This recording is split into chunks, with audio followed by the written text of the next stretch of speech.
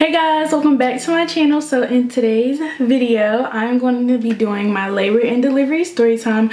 I've been waiting to do this video for so long. My daughter is now 2 months old, but I just could not find the time to sit down and film this video, especially like not with her being here. So right now her dad is watching her, so I have time to sit down and film this. And I just want to say thank you to everyone who has shown me love on all my baby videos. I did a total of 4 baby videos in 2 days while at the hospital, so I've gotten so much love on all my videos, especially my labor and delivery story time. It's at 13,000 views right now, so I just want to thank everyone for watching and liking and commenting and subscribing to my channel. Ever since I posted all those videos, I've seen my channel grow so much, and I'm very thankful for that, because it's honestly amazing how my videos have helped people and how people have personally messaged me and told me that my videos have helped. So thank you guys so much. And now on to my labor and delivery story time. So it started with my appointment the week before. I found out I was 1 centimeter dilated, but I was like, oh my gosh, she might be coming at the end of this week or next week, and she came the next week. My due date was January the 18th, and throughout my whole pregnancy I did not really have any morning sickness. I didn't really have the Braxton Hicks contractions. I didn't have those at all. I did up to my birth or delivery. I did have cramps, but the cramps weren't. Hold on. Hold on, Justice. During the last couple of months I did have cramps, but they wouldn't be like really bad cramps. It would just be a little bit of cramping and it'll stop after a few minutes. So during the last month of my period I peed so much, and I would use the bathroom every morning at like 5 to 7. So in that time frame I would use the bathroom, and my boyfriend was home on his Christmas break, and he would be going to work at like 7 in the morning. Started at about 6 o'clock when I woke up. My boyfriend wasn't up yet. I think he was still asleep, and my friend was up, and I just remember telling her like, Chloe, my stomach, like these cramps are so bad, but I'm just like, okay, I'll just go back to sleep and I'm gonna wake up fine like I usually do. And I was able to go back to sleep because the cramps were bad, but they weren't that bad. So I remember waking back up at 7 and my boyfriend was up, and I remember telling him like, Dre, my stomach hurts so bad. And I remember him saying, do you think she's gonna come today? And I was like, no, I don't think she's gonna come today. I just know I'm just having some bad cramps. So I think I was able to go back to sleep, but I woke up again around 9. Y'all, when I woke back up, my stomach was still hurting, and I'm texting my boyfriend like, Dre, my stomach is still hurting. And usually when I had my cramps, they would just stop after a little bit, but these, like, they kept going, and I'm like, oh my god, like this, something must be going on, because usually my cramps stop, they don't last this long or continue to go on. So I'm like, my stomach is hurting so bad, I don't know what's going on. I'm kind of like freaking out. My baby might be coming today.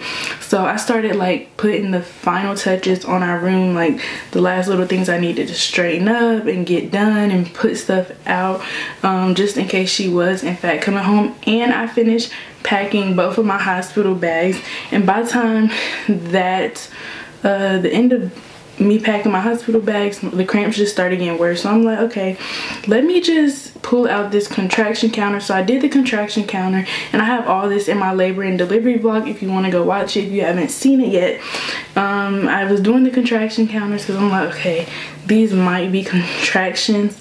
And so my mom was like, we need to go to the hospital. I'm like, yeah, let's go to the hospital because this is probably the real thing. So we went to the hospital, they checked me, we did the paperwork, went to the back, they checked me again. I was still only 1 centimeter dilated, and I think I stayed at the hospital for maybe an hour and a half, and my blood pressure was kind of low. so they wanted me to stay just to make sure I was okay.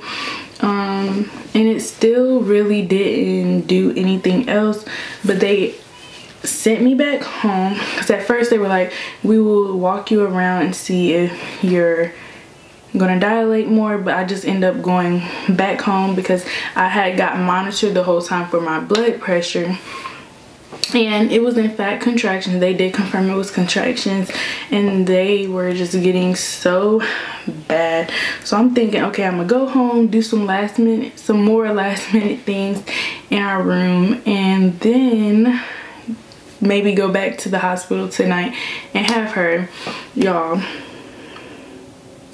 we went to Walmart, which is probably like 20, I'm gonna just say 20 minutes away from the hospital because that's about how far away I live. So 20 minutes to Walmart. I don't even know how long we were in Walmart, but y'all, as soon as we got to Walmart, my contractions were so bad, like so bad. Y'all, I was in the store bending down, like I could not. It was so terrible. I went to the bathroom, like people were like, are you okay? Like, are you good? Do you need to go to the hospital? I'm like, I just came from the hospital. So it was so bad. I'm like, oh my God. I'm like telling my boyfriend, like, Dre, I hope she comes tonight because I do not want to wait until tomorrow morning to give birth because the pain was so bad, like it's indescribable. Nothing can prepare you for contractions, and that wasn't even the worst level of pain because they intense. So after we left Walmart, y'all, I could barely stand up. We went back to my house. My stomach was hurting so bad, y'all. I just took my leggings off and I was in my underwear because my stomach was just so tight. I didn't want anything on my stomach at all. So I just laid down on the couch and I'm like, I have not ate anything, y'all, and I think it was like 4 o'clock in the afternoon at this point, or maybe like 2 or 3 o'clock, I don't know, but it was somewhere around that time. So I was sitting on the couch, I was trying to eat some pineapples, and y'all, I could not eat. Like, I could not. I was probably able to eat like 2 pineapples, but I could not eat no more because the pain was so bad. And I remember I'm like, okay, I have to use the bathroom. So I went to the bathroom and I used the bathroom and I wiped and I seen blood and I started freaking out. I'm like, oh my God, I see blood, call the hospital. And my mom called them and they were basically like, yeah, just go ahead and come back up here.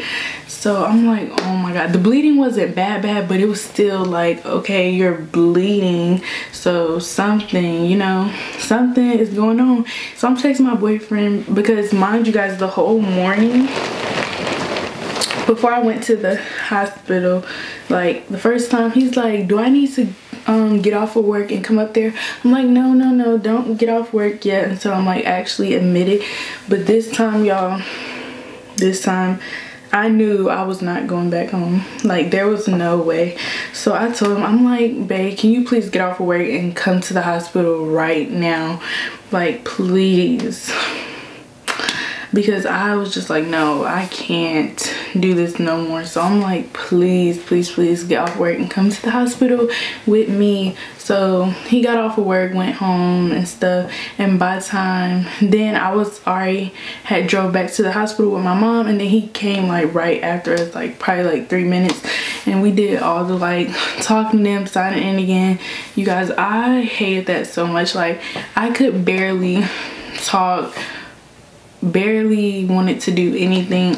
They were asking so many questions, trying to touch me to check my blood pressure and all this stuff, and I'm just like, please stop touching me. Like, please just wait until I'm done with this contraction. Please just give me a second. Like, I can't. So my boyfriend was there every step of the way, y'all. He was supporting me. Like, it was like, oh my God. Like, I can't even remember if we like even had a conversation because I could not talk. Like, I know we talked, but we did not have like a full-blown conversation until after I got that epidural. So then we went back into like this other little room, the room that you go in before they admit you to your actual room, and they checked me again and I was 4 centimeters dilated, you guys. So with that being said, don't wait to go back to the hospital. If you feel like you need to go back, even if you just left 20 minutes ago, go back to the hospital, because you do not want to have your baby at home. And you just want to make sure everything is okay with your baby when they do come into this world. So I was 4 centimeters dilate, probably in the span of like 2 hours, when I had just left, and they told me I was only 1 centimeter. So at that time they were like, okay, you are definitely admitted, we're gonna have a baby tonight or tomorrow morning. And then the lady came in, she asked me if I wanted epidural. I said yes immediately, because I wasn't trying to get to the room and wait an hour. I said, please give me my epidural immediately. Like, y'all, this pain was so bad. So we went to the room, they rolled me to the room, and even when the contractions like were hitting, you guys, I was like, please stop rolling me. Like, I'm telling you, when these contractions were hitting, I didn't want nothing. I didn't want nobody touching me, nothing. And my boyfriend was like rubbing my back for me the whole time. Like, if I would ask him to rub my back, but sometimes I'd be like, babe, please, like, just get off of me for a second. Because the pain is just so bad. Like, anybody that asks me, I'm just gonna tell you, the pain level, it's like, it's not even on a scale of 1 to 10. It's like a 20. Like, that was the worst pain I've ever experienced in my life. So we got to the room, and they were like, basically, as soon as you are able to get on the bed, we're gonna give you the epidural. You guys, I sat in that chair for probably like 5 minutes when they rolled me into the room. I sat in the wheelchair for like 5 minutes because I started shaking really, really, really bad. Like, I was shaking. I was like just shaking and shaking. I'm like, I gotta throw up. So I was like throwing up and shaking in this little bag they gave me, and my boyfriend was right here. And they're like, when you're able to get like steady, you can just take your time. When you're able to get steady, you can get on the bed. So I'm sitting here telling myself, like, listen, the quicker you're able to get this the quicker you're able to get this epidural, the quicker these contractions will be over. You'll be feeling better. You'll be more calm. So I just had to suck it up and get onto the bed. And y'all, it was like, oh my God, I just couldn't stop shaking. And they say it was hormones that would make me shake, but I ended up getting the epidural. My boyfriend like sat in front of me, and he was holding my hands the whole time. So I appreciate him so much. He was like such a big support. He held my hands the whole time I got the epidural. The epidural did not hurt. It just felt like a tingle. Like, it was like, not a tingle, but it was kind of like, I don't know how to say it, but it was not painful at all. You guys can definitely do it, but just please make sure, because y'all, I was scared from all the stuff I've heard about epidurals, like, oh, if you move you can get paralyzed and stuff like that. So yes, that was going through my mind. So I'm just holding my boyfriend as tight as I can, making sure I don't move, because I don't want anything to go wrong with the procedure of me getting the epidural in my back. So they were able to get the epidural in my back. I had one more contraction, and then it was done. I could not feel anything else. Now, they do say it takes up to 30 minutes, but it's like mine hit immediately, and I'm so glad mine hit immediately, because I literally had one more contraction and I was done. I was numb. I couldn't feel anything, but I was calm. I was steady. And I don't know what time it was around this time, you guys, maybe like 6 or 7. My boyfriend was sitting right beside me, and then people were able to come in and talk to me, and I was just feeling so much better. So we were just sitting there, and I was dilating even more. I think I had dilated to about 6, and then after that we were pretty much just playing the waiting game, talking, and all of this is documented on my labor vlog again. So my doctor came in, and she was like checking me, and I was dilated to 10 centimeters. They never told me, I don't know what the word is. I forgot the word. If I can find it, I'll put it on the screen. But they never told me the ephase. They never told me my effacement.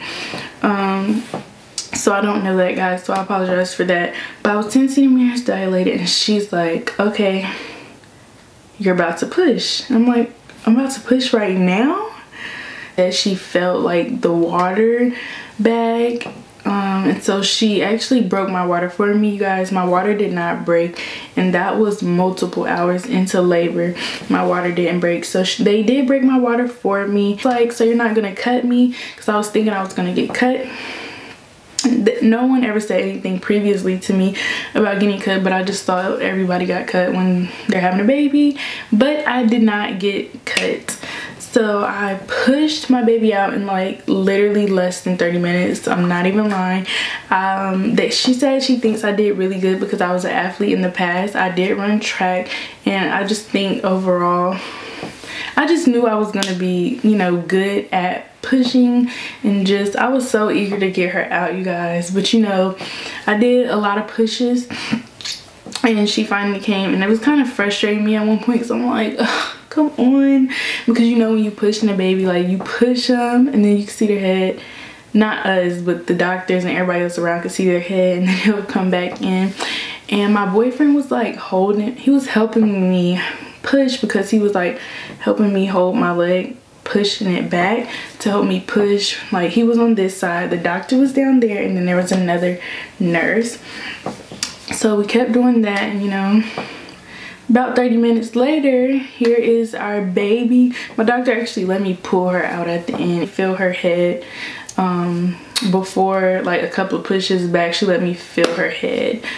But it was like really relaxed. Like the pushing did not hurt me at all. I didn't feel anything. We would push, because the only thing you feel once you do get the epidural is like pressure down there, but the pressure is nothing at all. It's like, I don't know how to describe it, but the pressure is not bad at all, and I would take that any day over contractions. So she said every time you feel the pressure, we're gonna push, and that's exactly what we did.